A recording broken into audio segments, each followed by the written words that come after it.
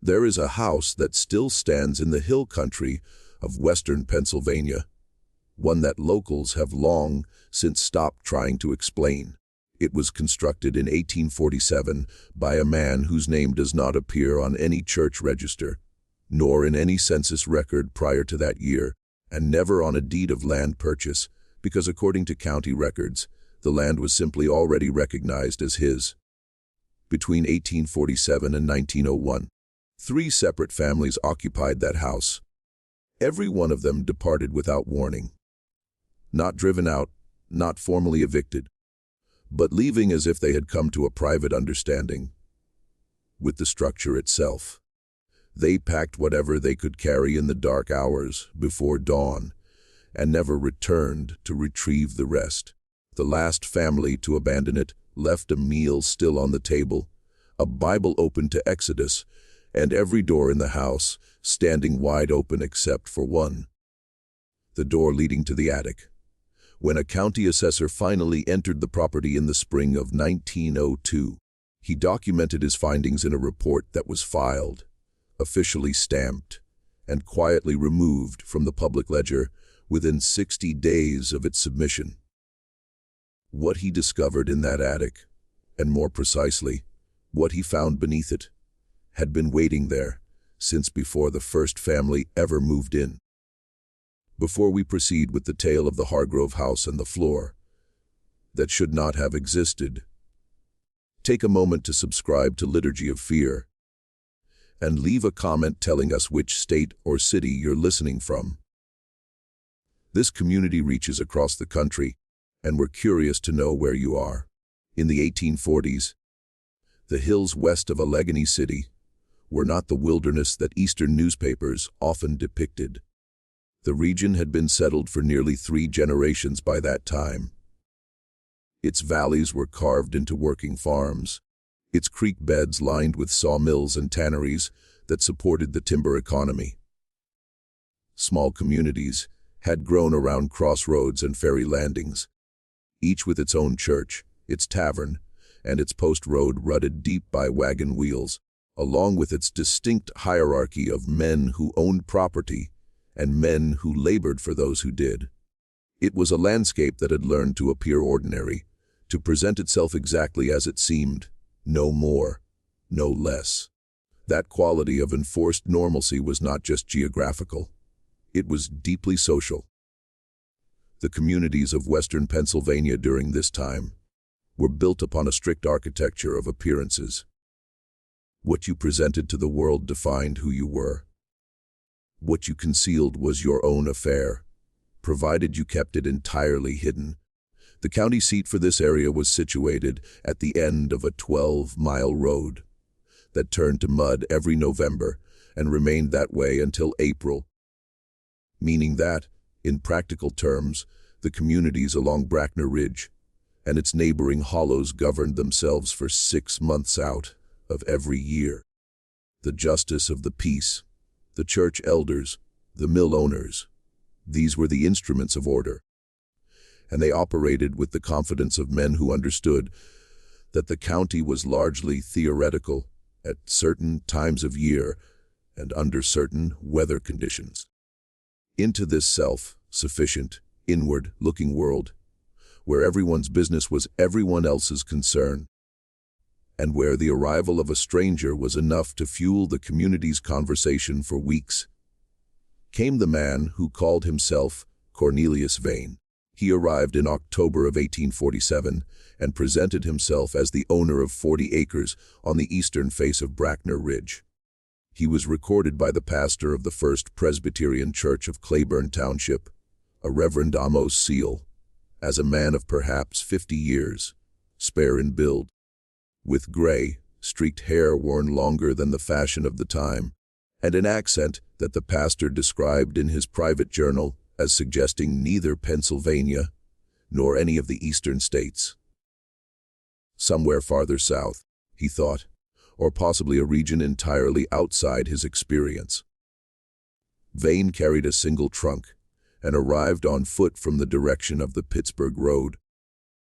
Though no one in Claiborne recalled seeing him pass through the town itself.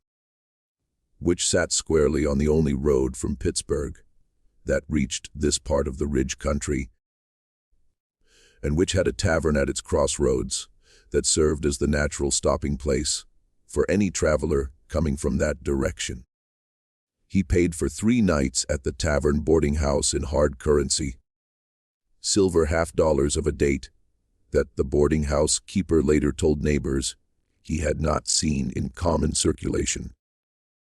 On the second day of his stay, he walked to the county clerk's office and produced documents establishing his ownership of the Brackner Ridge parcel. The documents were examined by the clerk on duty, a man named Hosea Crabtree, who had handled deed transfers in Claiborne Township for 19 years. Crabtree found them to be in apparent order. The deed was correctly formatted, properly witnessed, and bore what appeared to be the seal of the relevant court of record, along with a chain of title that Crabtree described to a colleague the following day as plausible but unusual. Plausible in that each transfer of ownership was properly documented, unusual in that the chain ran back only 4 transactions to an original grant that predated statehood, and that Crabtree had no means to verify against any records in his office. He noted his reservations in his ledger, but recorded the transfer as his function required him to do when presented with documents that appeared facially valid. He told his colleague, "I cannot say the papers are wrong. I can say only that they tell a story I cannot verify." Within 6 weeks, a house stood on the Vane property. This fact alone should have generated considerable conversation, because 6 weeks was not sufficient time for a man working alone, or even with a capable hired crew, to construct a 2-story timber, framed dwelling of the kind that materialized on Brackner Ridge. Neighbors who passed on the lower road and took the short detour up the ridge track to observe the progress of construction reported hearing sounds of work at all hours, including well before dawn and long after dark, which in late October and November meant temperatures that made outdoor work not merely uncomfortable, but actively dangerous. The sounds were those of carpentry, hammer, saw, the rhythmic thud of a timber beetle driving pegs. Not the sounds of a large crew, but of 1 or 2 workers at most, moving without apparent pause through the shortest days of the year. When Jeremiah Ott, a man who ran the nearest farm at the base of the ridge, rode up the track to introduce himself in the 3rd week of November, he found the house not only structurally complete, but furnished. Curtains in the windows, a kitchen garden already turned for winter, the soil banked over with straw in the manner of a careful farmer who expected to return to it in spring, firewood stacked to the eaves of a woodshed that also, somehow, was already built and roofed, and Cornelius Vane sitting on the porch in the November cold without a coat, reading something that he closed and set face down on the porch rail before Ott could see the cover. Vane received him with courtesy. He offered nothing to drink, though the season and the custom of the region would have suggested at minimum a cup of something warm. He answered questions about his past with answers that technically responded to what was asked, without conveying anything of substance. He had come from a distance, had business interests in the region, had found the ridge parcel suitable to his purposes, and intended to stay. He asked Ott nothing in return, which Ott noted was peculiar, because every man newly settled on a piece of land had practical questions about his neighbors. The nearest mill, the condition of the roads in winter, the reliability of the creek in dry season. Vane asked none of these things, as if he already knew the answers, and bade him good afternoon after approximately 20 minutes with the manner of a man concluding a formal appointment, rather than a neighborly call.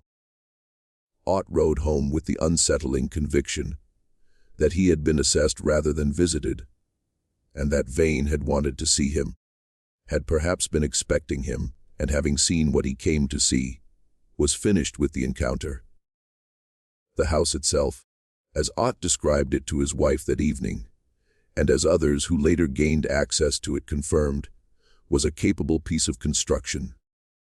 Solid, well-fitted, nothing ostentatious.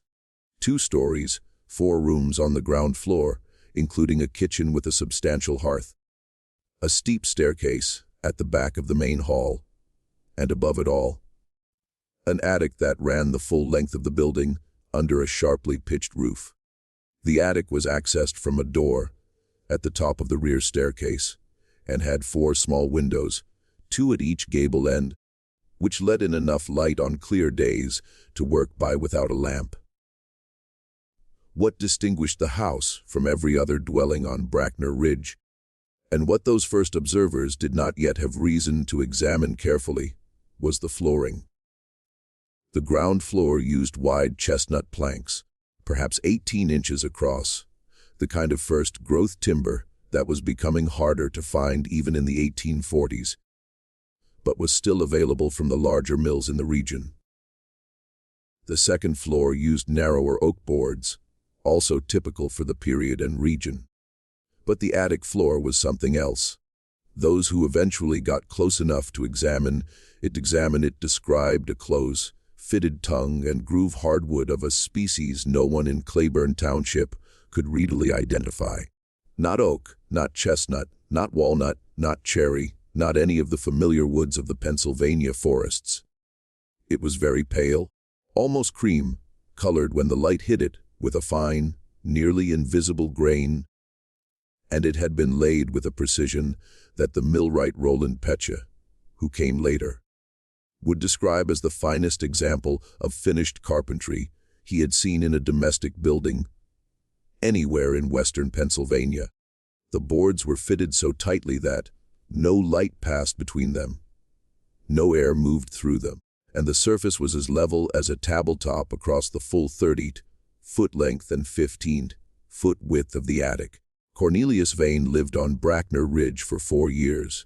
In that time, he purchased nothing from the local merchants beyond occasional quantities of lamp oil and dried provisions. He kept no livestock that any neighbor ever observed.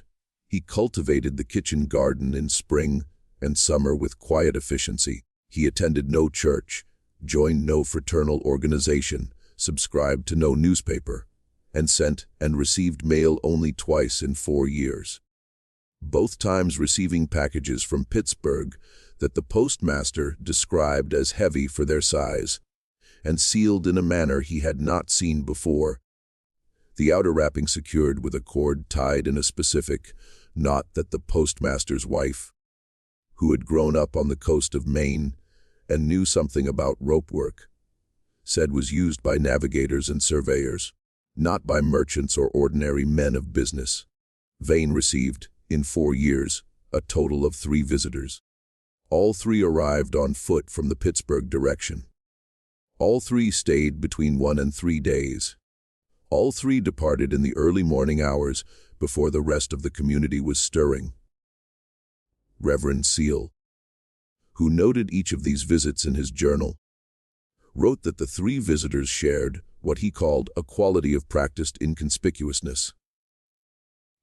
People who had trained themselves to take up as little space in the world as possible, to make no impression, to be forgotten almost in the act of being observed. He found this quality, in the context of visits to a man who himself possessed it, to be more alarming than any more visible strangeness would have been. In the spring of 1851, Cornelius Vane was gone. He gave no notice. He transacted no sale. He filed no departure with any public office. The house on Brackner Ridge stood empty for 11 months, the kitchen garden going to weed, the firewood slowly consumed by no fire, the curtains fading behind their windows. During those 11 months, various members of the community found reasons to approach the house, and at least 2 of them, according to later accounts, went inside. Neither reported finding anything missing from what they could see of the furnished rooms below. neither admitted at the time to having gone to the attic. The house had the quality, according to one woman who had entered it on the pretext of checking whether the owner might be ill, of a place that had simply been paused, not abandoned, but set aside, the way one sets aside a task that will be returned to. It was the community's collective assumption, never formally stated but clearly operative, that Vane would come back, that whatever had taken him away would conclude, and he would return and resume his quiet, self-contained existence on the ridge. This assumption held until November of 1851, when the first substantial snow of the season fell, and it became clear that no one had banked the pipes or shuttered the windows or done any of the things a man when he prepares a house for winter absence. At that point, the assumption shifted, and what replaced it was the somewhat different and more unsettling proposition that Vane had not gone somewhere, but had simply ceased to be a presence in the landscape, ceased to require the physical fact of the house, as if he and the building had each served their purpose to the other and had released each other by mutual agreement. Into this vacancy, in the autumn of 1861, came the Pecci family. Roland Pecci had been trained as a millwright in Chester County and had done well enough in that trade for a decade before a combination of circumstances. A mill fire, a bad investment, a partner who proved dishonest, had reduced him to the category of man who needed a free house more than he needed the story attached to it. He filed for possession under the squatter statutes, then in effect, and moved his family in on a February morning when the snow was still deep enough on the Brackner Ridge track to make the wagon wheels cut down to the frozen mud beneath. His wife Arlene, who kept a household journal of the kind that educated women of her class and background typically maintained, recorded the arrival in her usual methodical way, the state of the house, which was structurally sound but cold and in need of thorough cleaning, the quality of the land, which she assessed as better than the Ridge's reputation suggested, the nature of the community they were joining, which she found reserved but not unfriendly.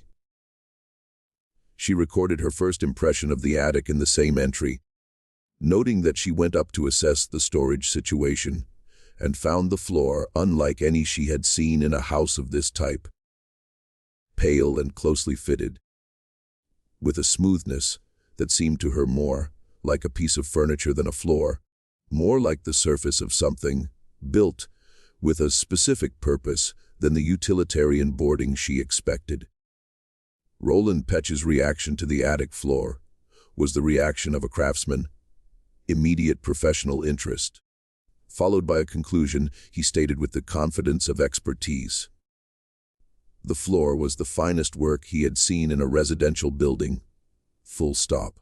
He estimated it had been laid by someone whose skill was entirely outside the normal range of rural Pennsylvania carpentry, and who had used a wood he could not identify from any of the species he knew from 2 decades of millwork. He tried to find the join between boards with the blade of his folding knife, and could not. He estimated the thickness of the boards at somewhat greater than standard, which was consistent with a floor designed for heavy use or for the specific property of sound absorption. A well-fitted floor of this thickness would, he noted, be nearly soundproof, which was an unusual feature in an attic that served no obvious purpose requiring soundproofing. He noted all of this to Arlene, and then, characteristically, set it aside as a practical matter resolved. The floor was excellent, which was a benefit, and its origins were none of his concern. Arlene Pecci was not so easily satisfied. She was the daughter of a Quaker family from Chester County, educated beyond the regional average, and by temperament disposed to examine things from multiple angles before settling on an explanation. In the early weeks of the family's occupation of the Brackner Ridge house, she went to the attic several times for ordinary purposes: storage, retrieval, the seasonal rotation of household goods. And each time she noticed the same thing. It was not a sound. It was not a sight. It was a sensation beneath her feet, persistent and difficult to describe, that the floor was not simply the topmost surface of the building's uppermost story, but was instead a kind of boundary, a surface with something beneath it that gave it a quality of weight and resistance different from what a floor over open air produces. A floor over empty attic joists has a slight resonance, a faint hollowness that even someone without Roland's professional training learns to feel underfoot after years of walking on such floors. This floor had the opposite quality to density, a downward solidity, as if it were resting not on the building's frame, but on something that came from below. She mentioned this to Roland in November of 1852, framing it as carefully as she could in practical terms because she knew him well enough to understand that anything framed as intuition would be dismissed before it was considered. She described the sensation she felt underfoot. She described the quality of the sound when she pressed her heel against the boards. Not the expected hollow resonance, but something closer, denser, suggestive of mass beneath rather than air. Roland listened. He went up with a lamp that evening, spent a methodical 40 minutes on the attic floor pressing and listening and knocking, and came down to tell her that the floor was solid, the boards well fitted, and that whatever she was feeling was almost certainly the timber settling in the cold, which produced sounds and sensations that could be misinterpreted. He said all of this with the confidence of expertise, and then he did not go back to the attic for the remainder of that winter. Not once. Arlene noted this in her journal without comment. She understood that the absence of comment was itself the comment. The months that followed produced a series of entries in Arlene's journal that circled back to the attic with a regularity she seems to find as puzzling as its object. She is not a woman given to obsession or anxiety, and her other journal entries from the same period are models of practical domesticity. The state of the garden, the cost of provisions, her daughter's progress with their studies, community events, letters to and from family in Chester County. These entries are orderly and grounded. The entries that concern the attic have a different quality. Not frightened, not fanciful, but straining, as if she is trying to fit something she knows into a vocabulary that does not quite contain it. She writes in January of 1853, "I understand that Roland is right about the floor. I understand that the sounds and sensations I notice there have explanations that a man who knows would find obvious." And yet she leaves the sentence there. The next entry is 3 days later and concerns the price of salt pork. She returns to the attic in April of 1853, but this time with a specific purpose. She wants to measure the distance from the attic floor to the ceiling of the room below, and compare it to the corresponding measurement taken from outside the building. The distance from the eave line to the window, tops of the second-story rooms. She does not record what prompted this idea. She takes her measurements carefully and records them in her journal, with the precision of someone who has learned to trust numbers over impressions. The external measurement gives her approximately 9 feet of attic space between the floor and the ridge beam. The internal measurement, taken by lowering a plumb line from a nail in the attic floor through the gap around the staircase opening to a point level with the second-story ceiling, gives her approximately 6 feet. She checks both measurements twice, but they are consistent. She has 3 feet of attic floor that, by the measurement of the building's exterior, should not be there. She shows these measurements to Roland, He examines them, rechecks them himself, and offers an explanation. The attic floor has been built up on a substantial subfloor, or sleeper system, which is unusual, but not unheard of in buildings where the owner wanted an extremely solid, level attic surface. He says this with less confidence than his usual pronouncements. And he goes up to the attic that afternoon with his measuring rod and spends more than an hour this time. When he comes down, he tells Arlene that the subfloor explanation does not account for the full discrepancy. There is, he tells her, approximately 18 inches that he cannot account for structurally.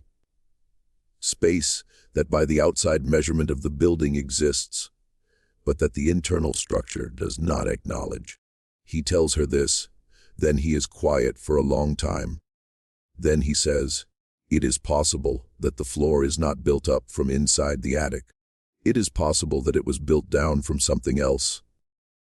What he means by this, what Arlene understood him to mean, based on the way she records this conversation, and the silence that followed it, is that the attic floor might not be the floor of the attic at all.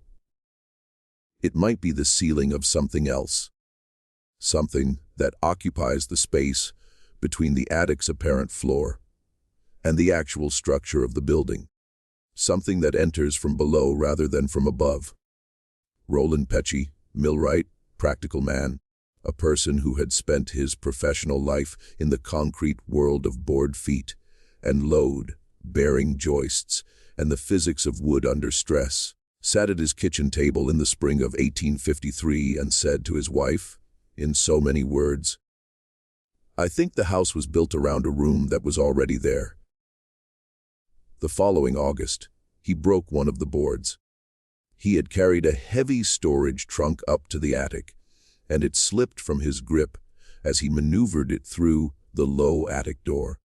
The iron-bound corner struck the pale floor with force enough to split one board at the edge and lift it fractionally from its neighbor. The gap this produced was narrow, no more than an inch, and he replaced the trunk over it immediately. But in the moment before he did, he had held the lamp down to the gap and seen what was below. Not the underside of a subfloor, nor the darkness of a standard structural void. Steps, stone steps descending, cut from single pieces of stone, the treads worn slightly in the center in the way that stone wears under the passage of feet over long periods of time. The walls visible in that brief lamplight were cut stone as well, fitted without mortar in the manner of construction far older than anything a man building a house in western Pennsylvania in 1847 would normally employ. Roland Pesci replaced the trunk over the cracked board, went downstairs, and told his wife to begin preparing for a move in the spring.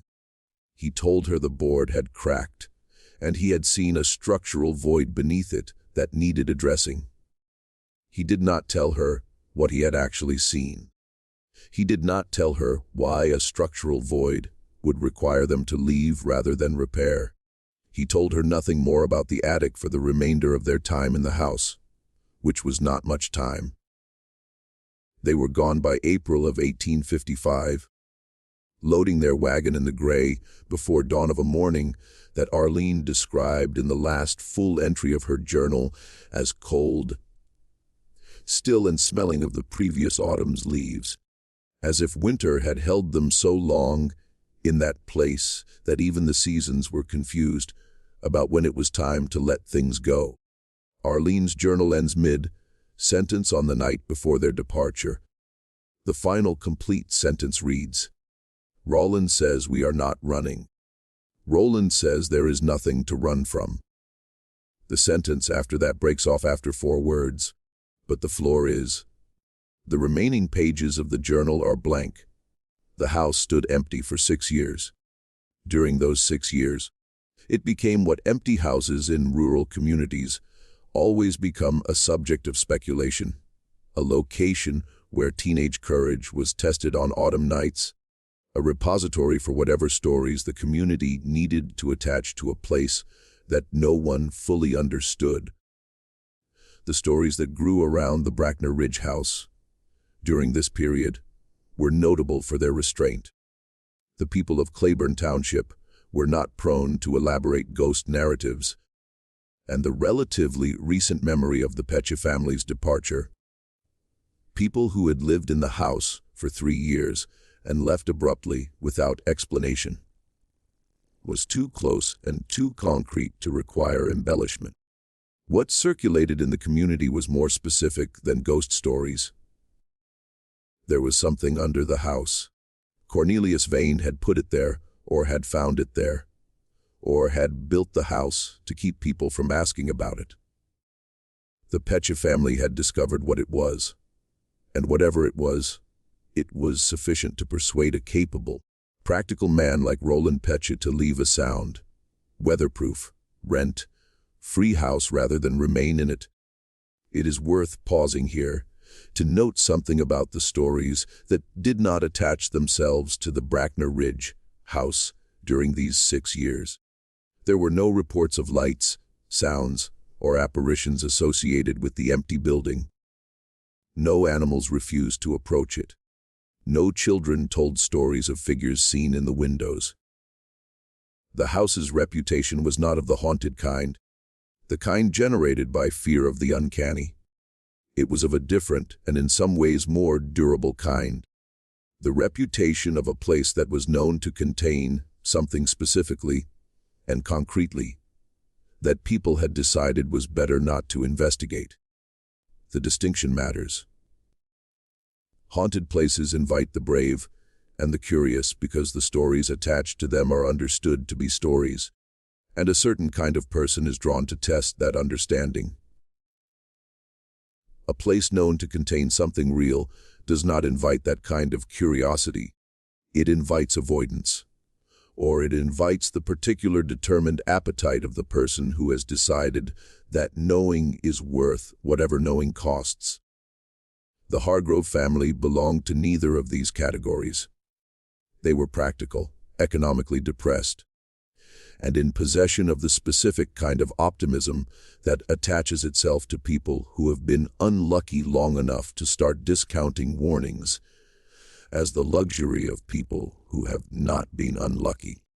Silas Hargrove was a former blacksmith who had lost 2 fingers in his forge in the same accident and had been looking since then for the kind of stable, low-cost existence that would let him and his family regain some kind of footing.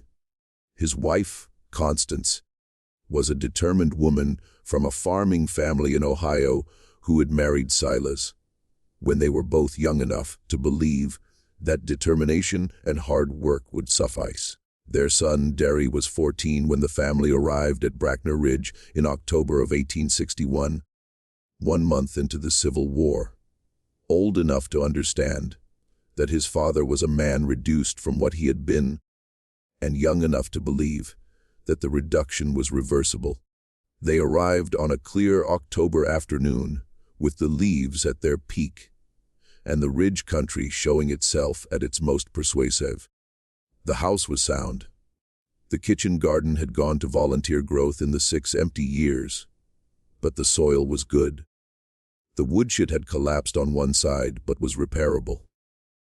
Silas walked through every room on the ground floor, and the second story, tested the joists, examined the framing where it was visible, pressed his hand against the interior walls, and nodded at what he found.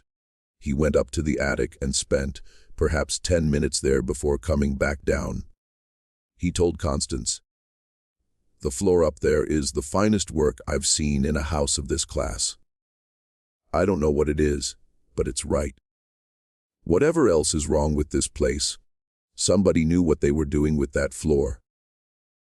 What Silas did not tell Constance, what he told no one for 9 years, was that he had, on that first day in the attic, noticed an irregularity. One board near the north wall was sitting proud of its neighbors, by perhaps 1/4 of an inch. The irregularity was subtle enough that most people would not have noticed it. And even those who noticed it would likely have attributed it to seasonal movement in the wood. Silas noticed it because he had spent years working with metal. And metal teaches you to read tolerance the way carpenters read grain. To feel the difference between a surface that is flat and a surface that is almost flat, but isn't. And to understand that the difference between those two things is never accidental in precision work. He knelt down and pressed the proud board flat with the heel of his hand, applying gradual downward pressure, and felt it give. Not spring back as a swelled board gives, but compress with a soft mechanical resistance and produce. When at the bottom of its travel, a faint but distinct click like the engagement of a latch. The section of floor that responded to this was larger than the board he had pressed. A rectangle of perhaps 4 feet by 6 feet centered on the north wall, and including the board he had touched and 5 others around it, rose silently on concealed hinges. The whole section pivoting upward as a single unit, counterbalanced by some mechanism he could not immediately see, to reveal beneath it a stone staircase descending into darkness. The staircase was cut from single large stones. The walls framing it were cut and fitted stone, dry, laid without mortar. In a technique that Silas associated with construction older than anything he knew in western Pennsylvania. He stood at the top of the stairs for a long moment, breathing the air that rose from below, which was dry and faintly cool and carried the smell of stone and something else he could not identify. Not decay, not must, but a kind of mineral stillness, as if the air below had been sealed in for a long time and had forgotten how to move. Then he went back downstairs, found a lamp, lit it, and went back up. The chamber at the bottom of the 12 stone steps was 30 feet long and perhaps 15 feet wide, running north to south beneath the full length of the attic above. The walls were cut stone, the same dry, laid technique as the staircase, fitted with a precision that spoke of either extraordinary skill or extraordinary time, or both. The floor was packed earth, compressed to the density of stone by what must have been decades or centuries of compression. The ceiling, the underside of the attic floor, was the extraordinary fitted hardwood viewed from below, smooth and seamless from this angle. 2. With the mechanism of the concealed hatch visible, as a single iron rod running horizontally along the north wall, connected by a simple linkage to the counterbalanced hinges. The mechanism was elegant in the way that very old, very well-made things are elegant. No excess, no decoration, each element performing its function with the minimum of material and the maximum of result. The chamber was not empty. Along the eastern wall, built directly into the cut stone, were a series of wooden shelves, deep, well constructed, fitted to the wall in a manner that made them appear as much part of the structure as the stone itself. The wood of the shelves was the same pale, unidentifiable species as the attic floor above. On these shelves were objects. Silas moved the lamp slowly along the row, taking his time, committing what he saw to memory with the care of a man who sensed that this was the only reliable record he was going to make. There were boxes, flat, document-sized, made of the same pale wood as the shelves, sealed at their seams with dark wax. He did not count them precisely. Later, he would estimate between 20 and 30, arranged in 2 rows on the deepest shelves, with spaces between groups that suggested either an original organizational scheme or the removal of some boxes at some previous time. There was a leather case of the kind that a surveyor or cartographer would use for rolled documents or maps, with the leather treated with something that had preserved it against the dry air of the chamber, better than untreated leather would have managed. There were 3 lanterns of a design he had not encountered before, elegant, clearly expensive, with reservoirs of what proved, when he tested the stopper of one, to still be oil, thick and dark, but not degraded, the wick intact. There was a chest against the west wall, iron banded and iron, locked, the iron showing only the faintest surface rust. The lock of a quality that made the iron chest at the county clerk's office look like a child's toy. And along the southern wall, arranged in a careful row on the packed earth floor itself, were 11 objects, each one wrapped in waxed cloth and tied with cord at both ends, each one approximately the size and weight of a ledger book, and the seal on the wax that bound the cloth wrapping of the nearest object was pressed into the wax with a stamp of some kind, leaving an impression of a circle divided into 3 equal sections, each section containing a symbol. Silas looked at the symbols for a long time. He did not recognize them as letters from any alphabet he knew, not English, not the German script of the Pennsylvania Dutch communities, not anything he could place. He thought about this. He thought about the dry, perfectly preserved air of the chamber, the lanterns still full of oil, the wax seals intact across all 11 objects and all the boxes on the shelves. He thought about the stone walls and the mechanism in the ceiling and the house built above it, built around it, built to cover it by a man who had arrived from nowhere with ownership papers that could not be verified and who had disappeared 4 years later, as quietly as he had appeared. He thought about all of this, and he made the decision that would govern his relationship to the Brackner Ridge house for the next 9 years. He would touch nothing. He would say nothing. He would go back upstairs, engage the mechanism, and live in the house as if the chamber did not exist. He told himself this was prudent. He told himself he was a man with a crippled hand, an ailing wife, and a son not yet old enough to be useful, and that whatever was in that chamber was either dangerous or valuable or both, and that the intersection of those qualities with the circumstances of a man like himself was unlikely to produce any outcome he would want. He told himself in the language of the practical man. He understood himself to be that he had found something that did not belong to him, and that the correct course of action was to leave it where it was. He told himself all of this, and it was true. It was all true.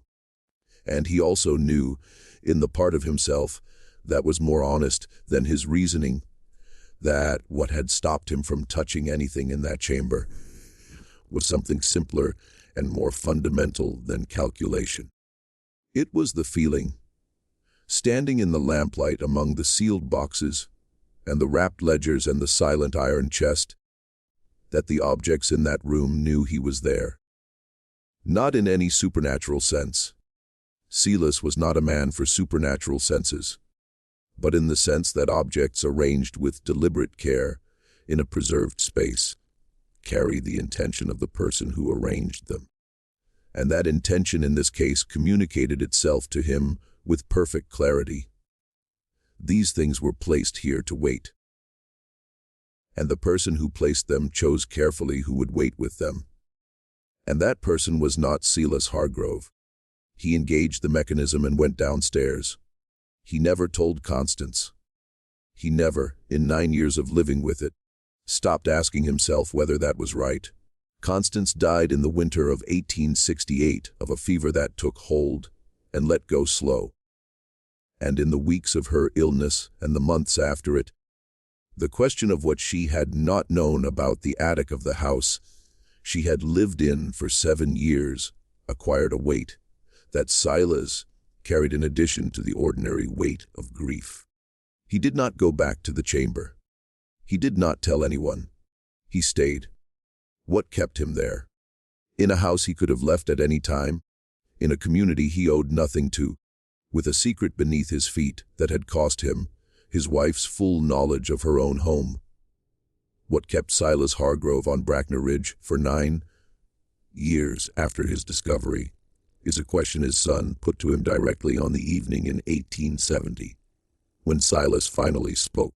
Derry was 23, married to a woman named Lucette from a farming family in Westmoreland County, and beginning to understand that his father's health was failing, and that the questions he did not ask now would not be answerable later. He put the question plainly. "Why did you stay?"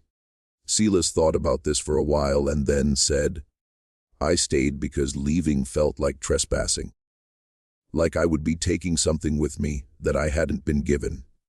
He paused, and then said something that Derry recorded verbatim in his later letter to his cousin in Ohio. "The room is not finished with its business. I could feel that as clearly as I can feel the cold. Whatever they put down there, whoever they were, it isn't done yet, and I'm not the one to interfere with it." Derry Hargrove listened to everything his father told him that evening. He asked his questions, received his answers, and then waited 3 days before going up to the attic himself. He did not tell Lucette where he was going. He found the mechanism on the first try, because his father had described its location precisely. He went down. His subsequent letter to his cousin in Ohio, a cousin named James Hargrove, who worked as a clerk in Cincinnati and who was apparently the person Derry trusted most with what he had discovered, was written 4 months after this descent from an address in Cincinnati, which tells us that the family had already moved by the time Derry composed it. The letter is preserved in the Cincinnati archive that received James Hargrove's papers from his widow's estate, and it has the quality of something composed by a person exercising extreme discipline over both his vocabulary and his emotions.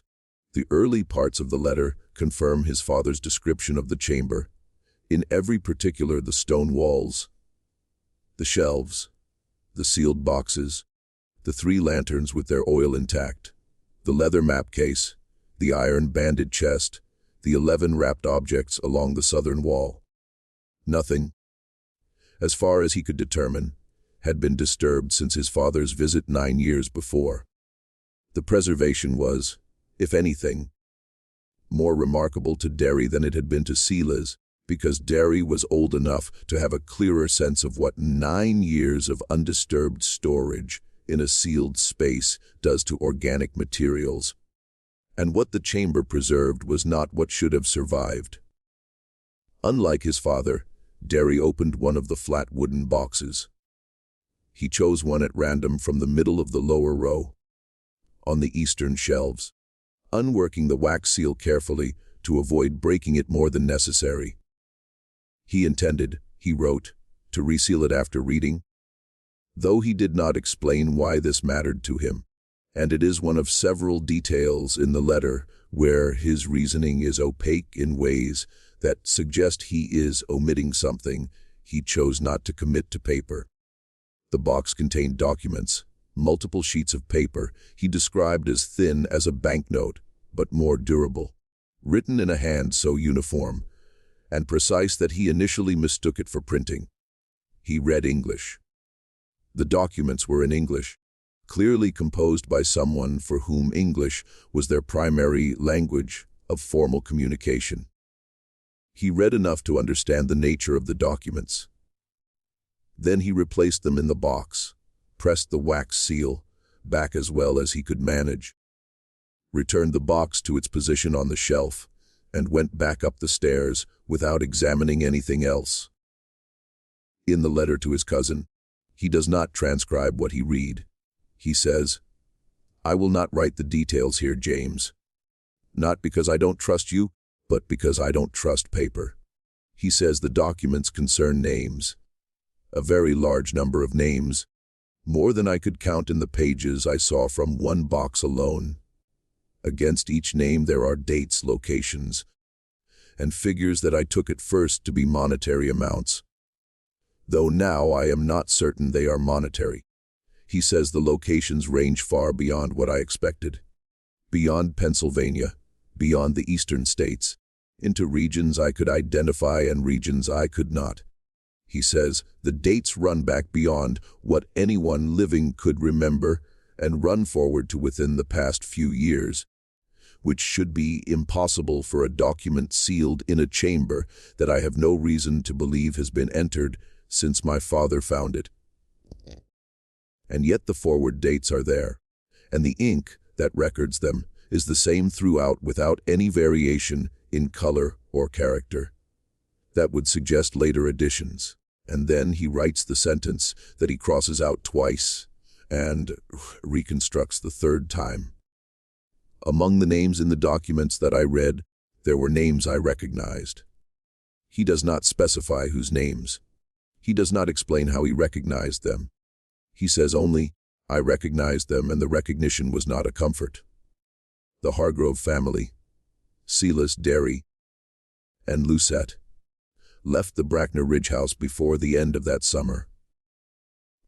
They left the way all families left, quickly, with what they could carry, and in the hours before the community was awake.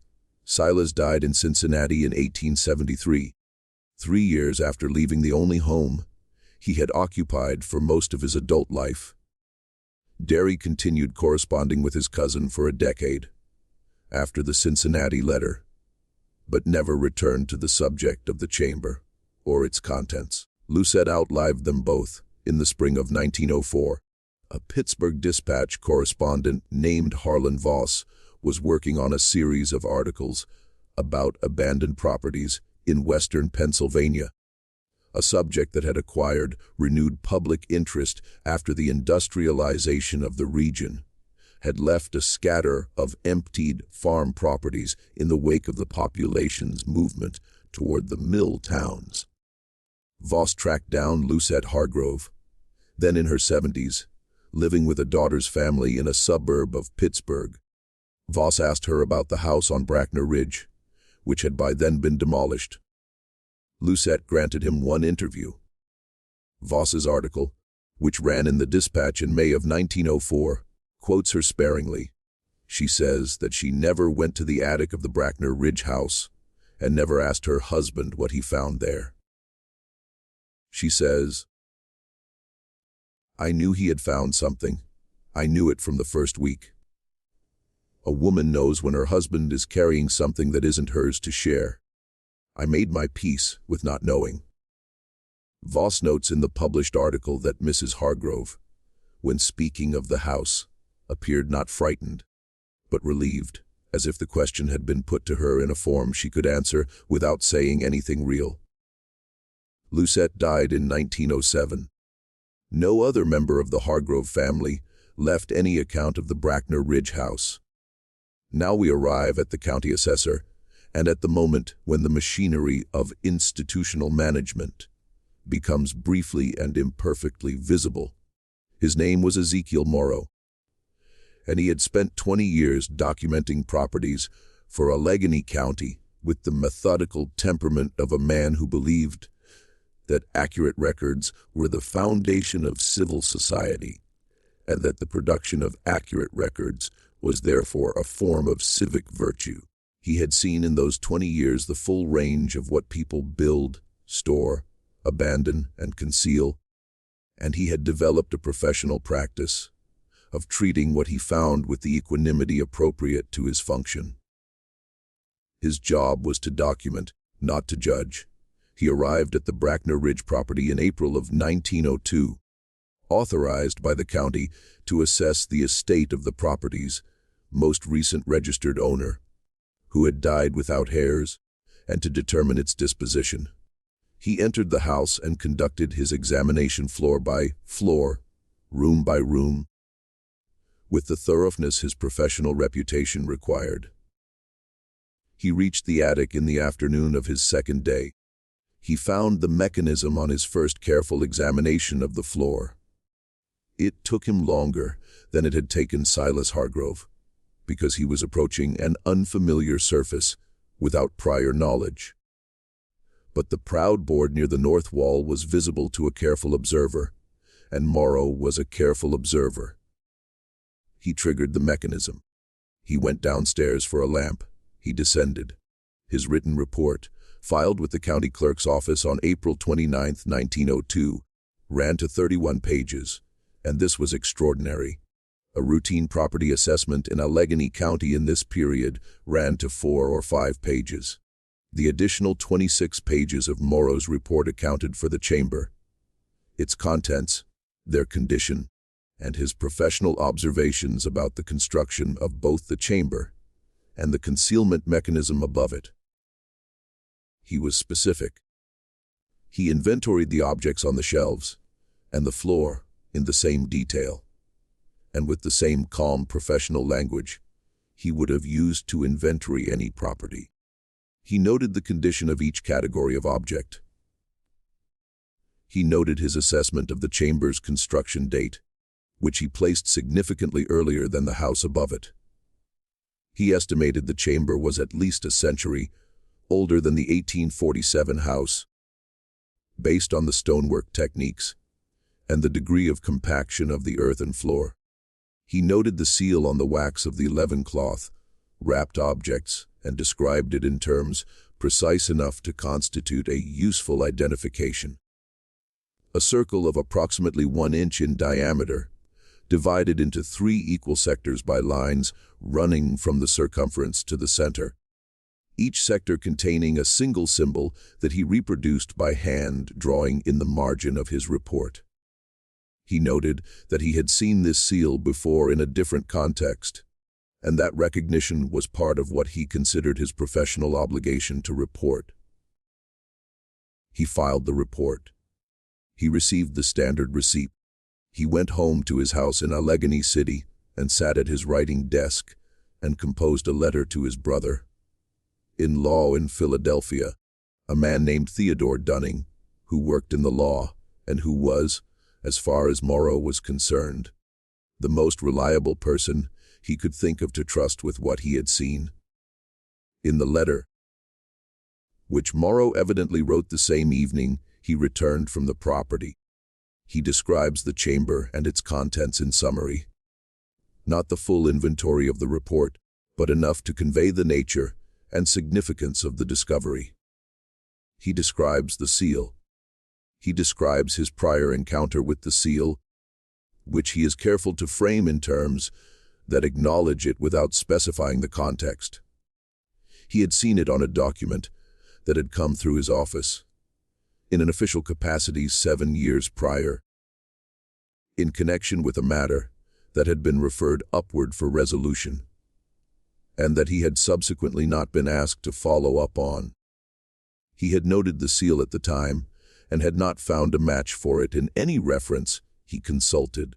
Seeing it again in the chamber beneath the Brackner Ridge house, he wrote, confirmed for him that what he had found was not an isolated historical curiosity, but was connected to something ongoing, something that had people, and that those people moved documents and property, and presumably information in patterns that were not visible to the normal instruments of county governance.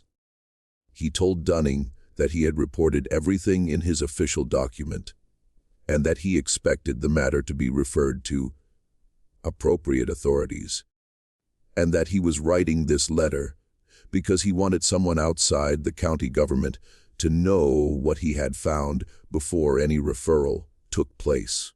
He did not say that he was worried about the referral. He did not need to. Morrow's report was stamped received on April 29, 1902. It remained in the active file of the county clerk's office for 62 days. On June 30, 1902, it was removed from the active file and placed in a category designated in the clerk's internal system as pending resolution. Over the following 12 years, it was transferred twice between offices and ultimately appears in an inventory of materials transferred to the State Archive in Harrisburg in 1914. When researchers sought it in the 1940s, the 1960s, and again in 2003, the most recent search, conducted by a historian of Allegheny County land records who had encountered a reference to the report in a secondary source and requested it by its original reference number. It was not present in the archive, and the archive's response to the 2003 request stated that no record matching the reference number had been received from any transferring office, On May 12, 1902, 13 days after Morrow filed his report, at 49 days before it was removed from the active file, a farmhand employed on what had by then become the Ott grandson's operation at the base of Brackner Ridge observed 3 men arriving at the Vane house property in a hired wagon from the Pittsburgh direction. He observed them entering the house, and he observed the wagon being loaded that evening with a number of large wooden crates that had arrived empty and departed heavy. He reported this to Reverend Aldous Crew, who recorded it in his parish journal that evening with characteristic precision. 3 men, unknown. Wagon hired from Pittsburgh, arrived mid-morning and departed approximately 4 hours before sundown with crates of significant weight. Crew noted that the men had not stopped in the village, had not identified themselves to anyone, and had conducted their business at the Brackner Ridge property with the speed and efficiency of people who knew exactly what they had come to do. Within 2 weeks of this observation, the Brackner Ridge property changed hands in a transaction recorded at the county clerk's office, sold to a Pittsburgh businessman whose name appears in the deed, and nowhere else in any record that subsequent researchers have located. No business registration. No other property transaction, no correspondence, no mention in any Pittsburgh directory of the period. The house was demolished the following spring. Concrete was poured over the site. A dairy operation was established there in the 1910s and ran until the 1940s. The ridge is farmland now, unremarkable, indistinguishable from any other ridge. In this part of western Pennsylvania, Ezekiel Morrow retired from the county clerk's office in 1906. He spent his remaining years in Shadyside, a quiet residential neighborhood of Pittsburgh, and died in January of 1921 at the age of 73. Theodore Dunning, his brother-in-law in Philadelphia, predeceased him by 6 years. The letter Morrow had written in May of 1902 was found by Dunning's widow among her husband's personal papers when she settled his estate after his death in 1915. She kept it in an envelope marked, "Personal, not to be opened before my death," apparently following instructions Dunning had left her. And when she herself died in 1931, Morrow's letter passed to a nephew who worked as a records clerk in Pittsburgh.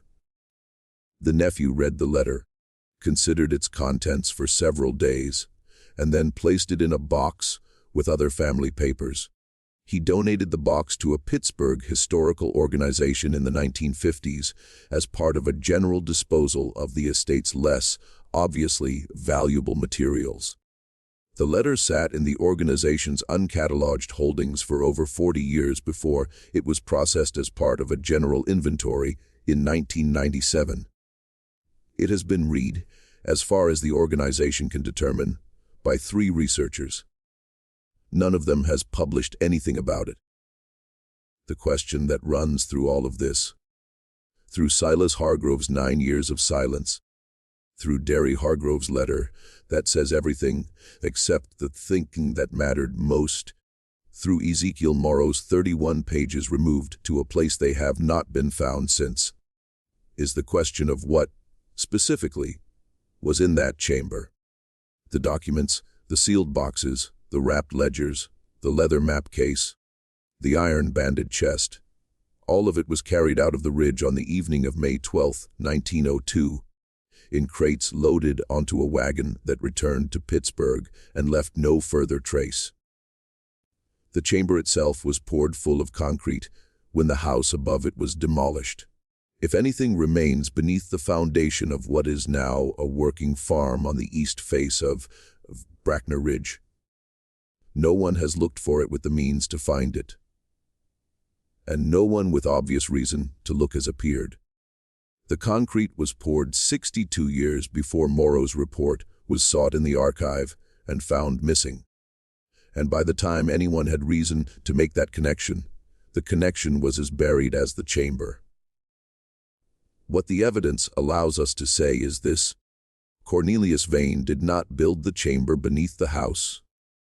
He built the house around a chamber that already existed.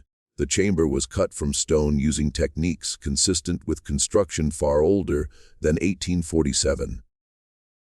The chamber was equipped with a mechanism for concealment that was already installed when Vane arrived, or that Vane installed when he built the house over it, as part of the same act of concealment. It was stocked with objects that were sealed for long-term preservation, and that included, among their contents, documents listing names and locations and figures across a range of dates that could not have been produced in a single historical moment. It was maintained across periods of apparent vacancy by Vane's presence, then by the three families who lived above it and who, one by one, discovered it and chose silence, and then by whoever sent the three men with the wagon on the morning of May 12, 1902. The seal that closed the wax on the chamber's objects. The section circle with its three symbols was a seal that a county assessor recognized from a previous official encounter 7 years before his visit to the chamber, which means it was a seal in active use in 1895 at minimum and most likely later. No organization using that seal has been identified in any public record, fraternal register, commercial filing, or governmental index that researchers have consulted. These are the facts. The facts describe an infrastructure, not a building, not a family secret, not the idiosyncrasy of a single eccentric man, but an infrastructure, a system for storing, preserving, and eventually recovering information and material of a nature and importance that the people managing it had decided, over a period of decades and perhaps much longer, was better kept beneath a house in rural Pennsylvania than in any location accessible to the ordinary instruments of public record and institutional governance. The house was the container. The families were incidental. They were chosen or permitted or tolerated because they were unlikely, for economic or personal reasons, to disturb what was beneath them. And when one of them finally did more than discover the chamber, when Derry Hargrove opened a box and read names he recognized, the family was gone within months, and the house was in new hands within a year, and the contents of the chamber were in crates on a wagon heading back to wherever such things go when they are done being stored.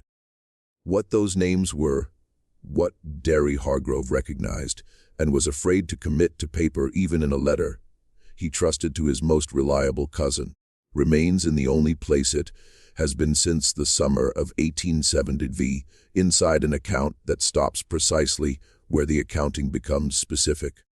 This is not an accident. It is the most deliberate thing in this entire story. The decision made independently by Silas Hargrove, by Derry Hargrove, and by Ezekiel Morrow to leave the content out. Silas touched nothing. Derry read and did not transcribe.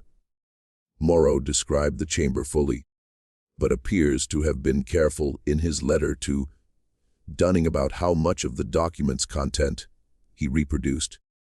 3 different men in 3 different decades confronted with the contents of the same chamber arrived at the same decision about how much to say. That consistency is either a remarkable coincidence, or it is the most reliable evidence we have about what was down there, that whatever it was, each person who encountered it understood immediately that the correct response was silence. We are left, then, with a floor that did not match the house, and everything that floor was built to conceal. The attic of the Brackner Ridge house was built over a space that had been made to hold secrets by people who had thought carefully about how long secrets needed to be held, and what conditions they needed to survive in. The house was built to service that need. The families were the last layer of concealment, the most human layer, the layer that required complicity, and that produced it in 3 cases out of 3, without any apparent coercion. No one threatened Silas Hargrove. No one threatened the Pecha family. No one threatened Ezekiel Morrow. They each encountered what was in that chamber and made, without instruction, the same choice. That tells us something about what they found. We are not entirely sure it tells us something reassuring. This mystery shows us, perhaps, something about the depth of certain silences, about the difference between a secret that is kept and a secret that keeps itself. The house on Brackner Ridge was demolished more than a century ago. The ridge is quiet. The concrete has been there longer than anyone now living has been alive. And the documents with their names and their locations and their figures across decades of dates are wherever the Pittsburgh wagon took them, behind whatever institutional patience has been keeping them since. 3 researchers have read Morrow's letter and published nothing. Whatever is in that chamber's contents is still waiting for something. The way Silas Hargrove understood, standing in the lamplight of a December afternoon in 1861, that it had always been waiting. The question is not what the floor was hiding. The question is whether what was hiding beneath it is still somewhere hiding. What do you think of this story? Do you believe everything has been revealed about what lay beneath that floor? Leave your comment below. If you want more stories from the dark corners of American history, subscribe right now. Hit the notification bell and share this video with someone who loves a mystery that has no clean ending. We'll see you in the next one.